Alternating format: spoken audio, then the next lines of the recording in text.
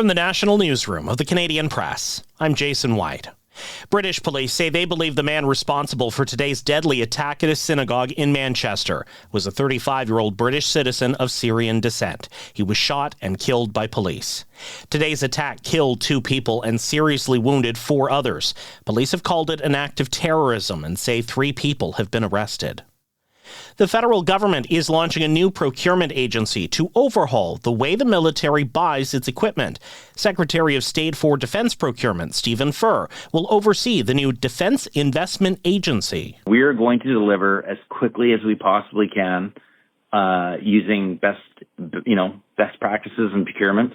And, if we have to take a bit of risk in doing that, we're going to take it. I mean, we cannot be trapped outside the technology cycle with procurement. We deliver stuff late that's irrelevant, and we don't want to be there. He says the intent is to centralize decision-making and speed up approvals for purchases over $100 million.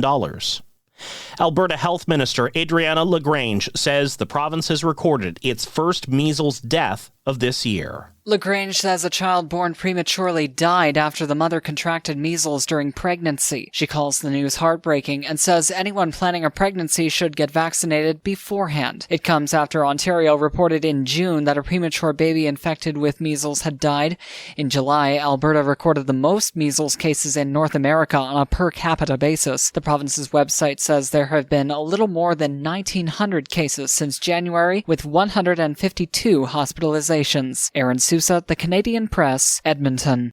An outage affecting border inspection kiosks is now resolved, but some folks trying to enter the country could still face delays. The Niagara Falls Bridge Commission is advising all Canada-bound commercial vehicles to avoid the Lewiston-Queenston International Bridge crossing.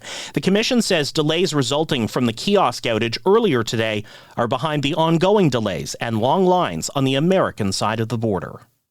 A federal security task force says it saw small-scale foreign interference activities during the last general election. But in its new report out today, it says the actions were often difficult to attribute to an actor from abroad. Researchers at Polytechnique Montreal have developed a Kirigami-inspired parachute that transforms from a flat sheet into a functional shape during descent. Mechanical engineering professor Frederick Gosselin explains. We're able to make a parachute with very little and simple materials like a sheet of paper, plastic, cardboard.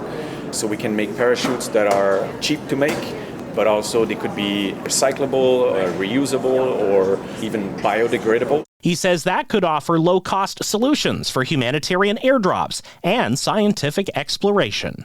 This is the Canadian Press. In sports, the Toronto Blue Jays will soon know which bid or division rival they'll face in the American League Division Series. The wild card round of the playoffs ends tonight, and Toronto will meet either the New York Yankees or the Boston Red Sox. The Calgary Flames have extended head coach Ryan Huska's contract for 2 years. Huska's led the retooling Flames to a 79, 66, and 19 record. NFL Commissioner Roger Goodell says the league plans to launch women's and men's professional flag football leagues in the next couple years. Flag football is set to make its Olympic debut at the 2028 Summer Games.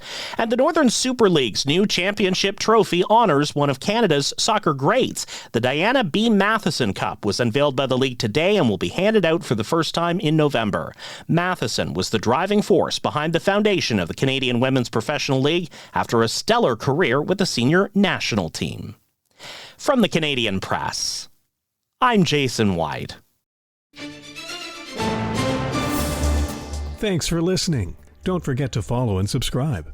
For more of today's top stories, visit thecanadianpressnews.ca.